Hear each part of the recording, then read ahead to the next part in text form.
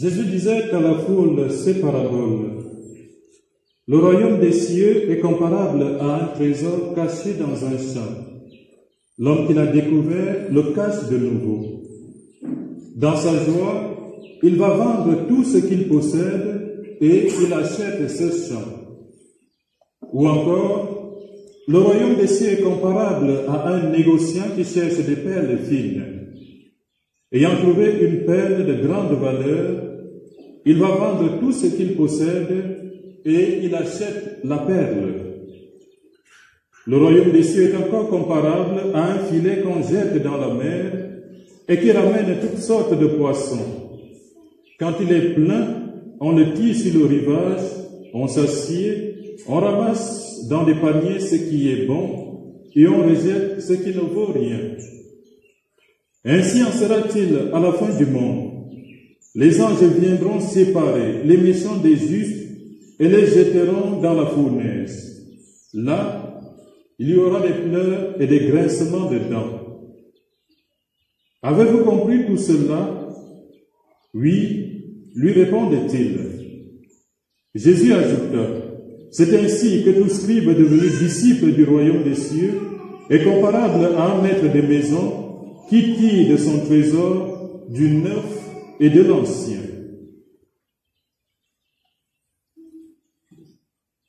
Acclamons la parole de Dieu.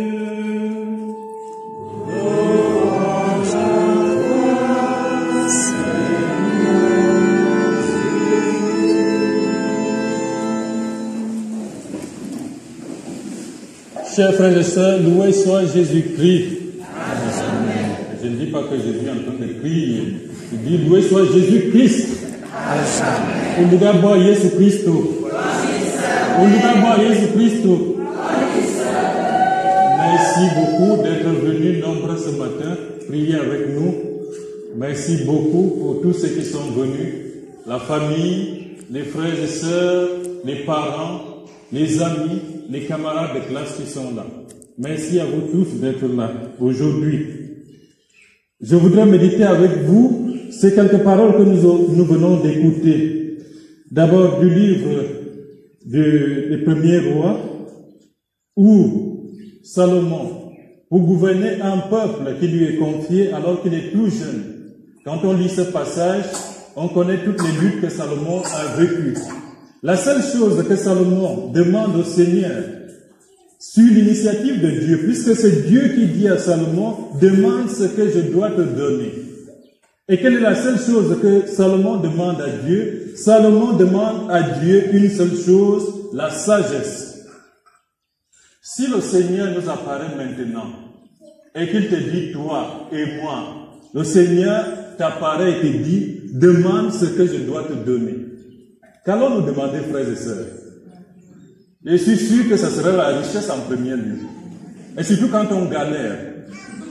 La première chose qu'on va demander au Seigneur, Seigneur, tu vois comment je souffre, je galère, je veux une grosse voiture, une belle maison, une belle femme, parce que ça va toujours ensemble, de beaux enfants et tout le reste.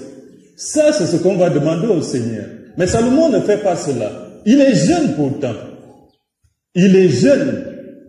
Et dans sa jeunesse, le Seigneur va mettre dans son cœur l'Esprit Saint pour qu'il dise les paroles qui concordent à la volonté du Seigneur. Demande ce que je dois te donner. Et Salomon dit au Seigneur, donne-moi la sagesse, donne-moi le pouvoir de pouvoir conduire ce peuple que tu m'as toi-même confié. Donne-moi la sagesse pour discerner ce qui est bien et ce qui est mal. Chers frères et sœurs, savons-nous encore discerner le bien du mal dans notre monde aujourd'hui? Voilà une question qui nous est posée ce dimanche, surtout dans une société où on a inversé les rôles. Le bien dans notre société est appelé mal, et le mal bien. Il faut bien le dire. Et Salomon demande ce discernement. Savoir discerner entre le bien et le mal.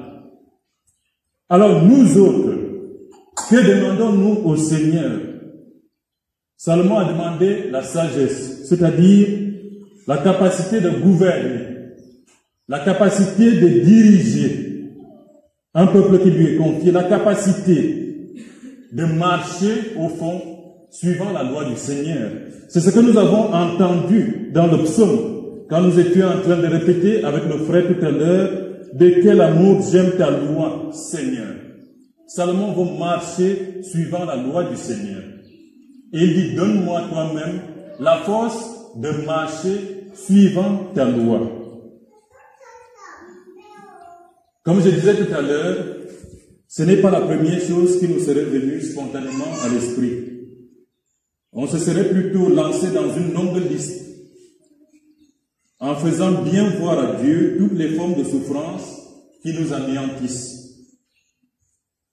Oui, on n'aurait pas pensé à demander à Dieu de nous donner la capacité de discerner. Le discernement, c'est dans tous les coins et recoins de notre vie. De la petite enfance à la vieillesse, si nous ne discernons pas bien ce que nous devons faire, nous allons, comme certains disent, nous dévions du droit chemin. Le discernement se trouve à toutes les étapes de notre vie. Pour ceux qui ont plus d'expérience de vie religieuse, les grandes décisions qui ont été prises pour notre vie religieuse relevaient des discernements. Chez nous, on parlera des grands chapitres. Et ce n'est pas toujours amusant un chapitre. Une réunion. Pour discerner sur la vocation d'une vie, d'une personne. Ça demande beaucoup de chapitres, beaucoup de rapports, du moins pour nous, religieux, religieuses. Et je suppose que pour ceux qui sont ici, dans le cadre du mariage, pour prendre une décision aussi lourde que celle de prendre la décision d'accepter un homme ou une femme, pour mener toute une vie, ça demande beaucoup de discernement. Et lorsqu'il n'y a pas ce discernement, frères et sœurs, on va, comme on dit dans le langage courant, nous allons dans les VAPS. On va à gauche et à droite sans savoir où on va. Et donc, ayons conscience de cela, prenons la peine dans notre vie quotidienne de savoir discerner. Demande ce que je dois te donner, dit le Seigneur à Salomon. Et moi j'ai envie de vous dire ce dimanche, mes frères, mes sœurs, demandez au Seigneur ce que vous voulez que le Seigneur vous donne. Quand vous venez à une messe comme celle-ci, quand nous nous présentons à des réunions de prière, des neuvaines, que demandons-nous à Dieu? Demandons à Dieu ce que nous voulons qu'il nous donne. Si vous voulez des bonbons alcoolisés, demandez. Si vous voulez des bonbons soufflés, demandez. De toutes les façons, quand c'est selon la volonté de Dieu, il vous en donne. Ça semble banal, un bonbon alcoolisé, parce que c'est moins cher. Mais le Seigneur nous les donne aussi. Alors les bonbons alcoolisés, quand on voit dans la vie de façon large, c'est tous ces lieux où le Seigneur nous donne de faire l'expérience d'une joie profonde dans notre vie. Demande ce que je dois te donner. Mon frère, demande à Dieu ce qu'il doit te donner. Ma sœur, demande à Dieu à cette messe ce qu'il doit te donner et en demandant, n'hésite pas dans ton cœur. Ne dis pas, oh non. Demander quand même une chaussure au Seigneur, c'est un peu banal. À commencer par les petites choses d'abord. Alors, si vous commencez à lui demander des jets privés, ça ne va pas. Ça ne va pas. Parce qu'un jet privé, dans la vision du Seigneur, quand il va te demander de prendre soin du jet privé, tu n'y arriveras pas. Tu vas vite laisser le jet à la casse. Donc, commence par ce qui te tient le plus à cœur. Et pour Salomon, c'est de la sagesse. Parce que Salomon a vu, comme on verra dans l'évangile tout à l'heure, que le plus grand trésor dans la vie d'un homme, c'est la sagesse, c'est le discernement. Si vous n'avez pas la sagesse et le discernement, je dirais, vous marchez sans savoir où vous allez. Demandez la sagesse et le discernement et tout le reste vous sera donné après. Et le Seigneur Jésus lui-même dans les évangiles va nous dire ces paroles fortes. Demandez et l'on vous donnera. Parce que si vous me demandez quelque chose en mon nom, dit Jésus, je le ferai. Un peu plus loin, il dira, si vous demeurez en moi et que mes paroles demeurent en vous, demandez ce que vous voudrez et vous l'aurez. Frères et sœurs, avons-nous confiance en Dieu? Avons-nous confiance en Dieu? Êtes-vous sûr dans votre cœur que si vous demandez maintenant quelque chose à Dieu, il va vous l'accorder? Ou alors venez-vous faire des demandes à Dieu avec un cœur double?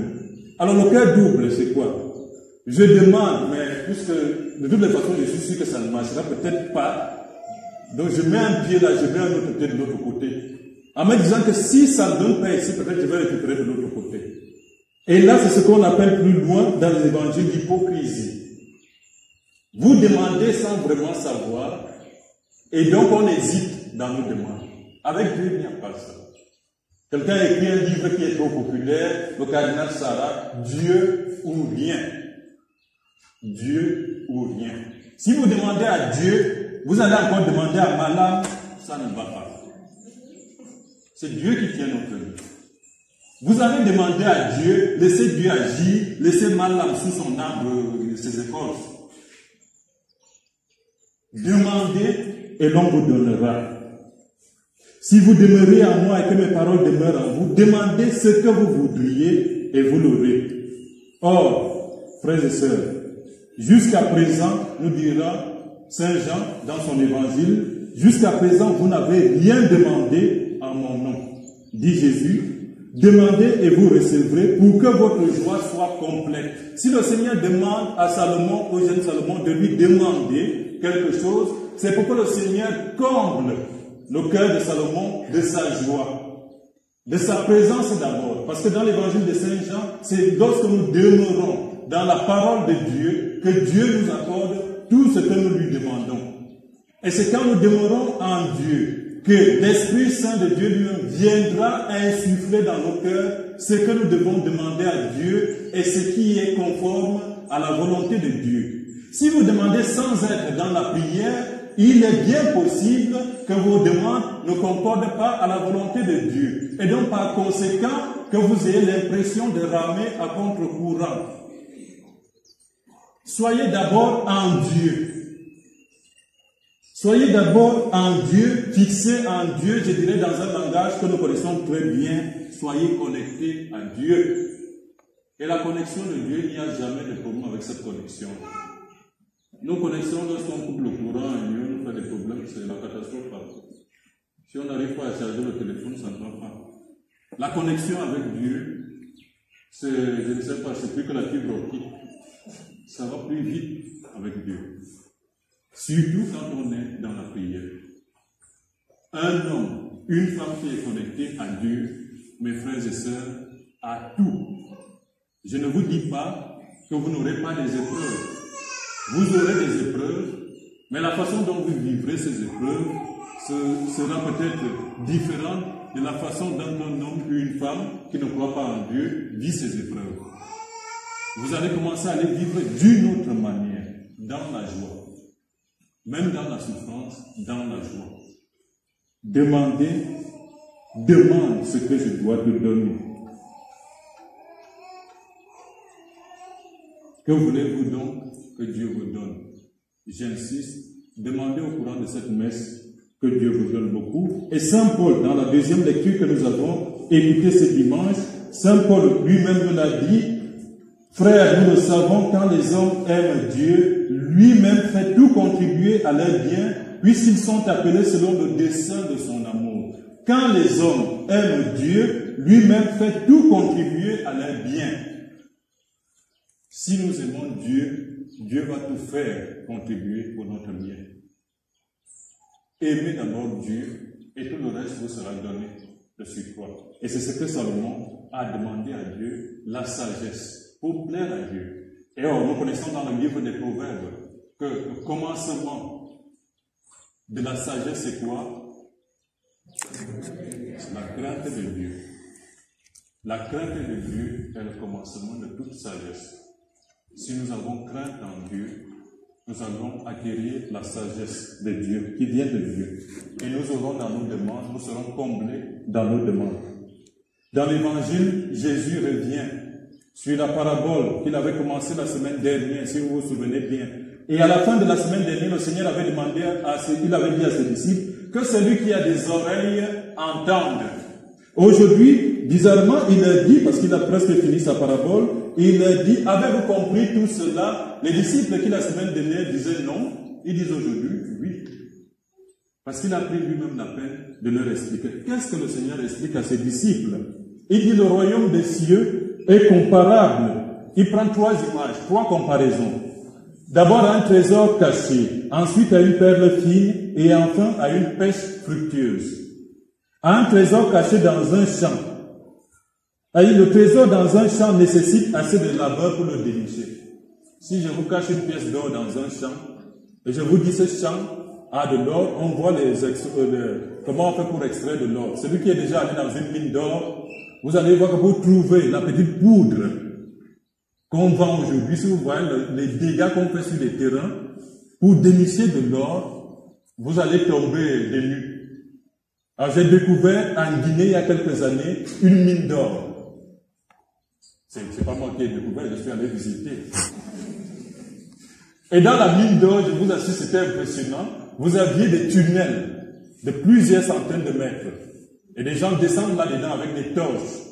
Ils ont dégagé l'écorce, ils n'ont rien trouvé, ils sont allés à 100 mètres. Et parfois, il y a des accidents. Parce que quand il y a l'éboulement de terrain, ça vous enterre vivant. Et c'est pénible. Tout ça parce qu'on veut dénicher de l'or. Le royaume des cieux est comparable à un trésor caché dans un champ. Chers frères et sœurs. Et donc, ça demande que nous fassions des efforts. Ça demande beaucoup d'efforts. Ensuite, à une perle fine. Les demoiselles et nos mamans ici savent bien ce que c'est qu'une perle fine. Il suffit d'aller faire les courses avec votre soeur ou votre mère. Pour nous, quand on est garçon, ça nous fatigue. Parce que quand on arrive devant le marchand, tu as beau dire à ta soeur que mais prends une fois, on s'en va, elle va regarder, elle regarde, elle tourne. Tu dis, mais qu'est-ce qu'il y a? Prends quelque chose, on s'en va, et ça fatigue, et du coup, la prochaine fois qu'elle nous invite à aller au cours, on refuse. Parce qu'elle prend beaucoup de temps pour trouver ce qui est beau. Et Jésus prend cette image, le royaume des cieux est comparable à une perle fine. Comme une perle fine qui nécessite une certaine patience avant vraiment de la tirer du lot chez un marchand, ainsi le royaume des cieux demande beaucoup de patience et surtout beaucoup d'espérance. L'espérance que je vais trouver quelque chose. Et enfin la dernière comparaison, le royaume des cieux est comparable à une pêche fructueuse. C'est-à-dire que de même que dans la pêche, le pêcheur ne retient que les poissons utiles pour le commerce ou sa consommation, de même l'accès au royaume des cieux n'est possible que si nous transformons continuellement nos actes pour les rendre conformes à la volonté de Dieu. Ça inclut ce que disait Salomon, le discernement. Si nous savons discerner, nous commençons à avoir accès au royaume des cieux. Au fond, chers frères et sœurs, c'est la radicalité dans la foi. Je ne dis pas d'être radicaliste ou extrémiste dans sa foi, je dis bien la radicalité dans sa foi. Et ce que j'ai dit par rapport au titre du livre, Dieu ou rien, savoir ce que nous cherchons. Et c'est ça que Jésus pointe du doigt, la foi. Alors, est-ce que notre foi est une foi qui zigzague, une foi qui cherche l'essentiel? Est-ce que notre foi est une foi en vue du royaume des cieux ou une foi qui cherche uniquement quelques plaisirs, quelques joies que Dieu donne? Et quand Dieu donne ces joies, on lui tourne le dos. On voit souvent ça. Quand tu vois bien, alors on chante « Je suis dans la joie, une joie immense, je suis dans l'émotion, car Yahweh m'a libéré. » Et le jour où ça ne va pas, on dit « Dieu, il ne m'aime pas. Dieu, il n'existe pas. Dieu, il m'a trahi. Dieu, il m'a fait ceci. » Et le livre de Job, quand Job sera éprouvé, Job va dire « Nu, je suis sorti du ventre de ma mère. Nu, j'y retournerai. » Le Seigneur a donné, le Seigneur a repris. Et Job conclut en disant que le nom du Seigneur soit... Voilà, chers frères et sœurs. Voilà comment notre foi doit être vécue. Aujourd'hui, chers frères et sœurs, demandons à Dieu de nous faire découvrir ce qui est réellement nécessaire pour notre vie de foi. Demandons à Dieu de nous donner un cœur qui sache discerner le bien et le mal. Et prions spécialement aujourd'hui pour tous ceux qui nous gouvernent. Y a-t-il encore des hommes sages dans notre monde aujourd'hui, chers frères et sœurs? Y a-t-il encore des sages dans nos familles qui sachent gouverner nos familles? Y a-t-il encore des sages dans nos communautés respectives? Où sont partis les sages, chers frères et sœurs? Pourquoi refusons-nous la sagesse de Dieu? Pourquoi refuser la sagesse de Dieu? Prions pour nos gouvernants. Prions pour tous ceux qui sont chefs, responsables dans un service. Prions pour eux, parce qu'ils ont aussi besoin de cette grâce de Dieu pour pouvoir discerner et conduire le peuple de Dieu. Et enfin, en premier lieu, chers frères et sœurs, parce que comme disait quelqu'un, lorsque tu pointes le doigt sur quelqu'un, les trois autres regardent-moi. Donc quand nous disons ils ne sont pas sages, ça veut dire que nous ne sommes pas sages 3 fois. Et donc évitez d'abord de critiquer les autres. Si nous voulons enlever la paille en critiquant ceux qui nous gouvernent et tout le reste, demandons-nous d'abord si nous avons prié pour eux et si nous avons prié pour que le Seigneur nous accorde à nous aussi la sagesse, le discernement. Quand vous partirez ce dimanche et avant de sortir de cette église, je vous propose réellement, pendant le petit temps de silence qu'on va prendre, d'entrer dans vos cœurs profonds, de répondre à la question que Dieu pose à Salomon, pour vous spécialement, que veux-tu que je te donne? Demande ce que tu veux que je te donne. Quelle que soit la demande que tu feras à Dieu, n'aie pas honte de dire je veux telle chose. Demande à Dieu ce que tu veux pour ce dimanche. Avec la foi, il te l'accordera. Amen. Alléluia, oh, si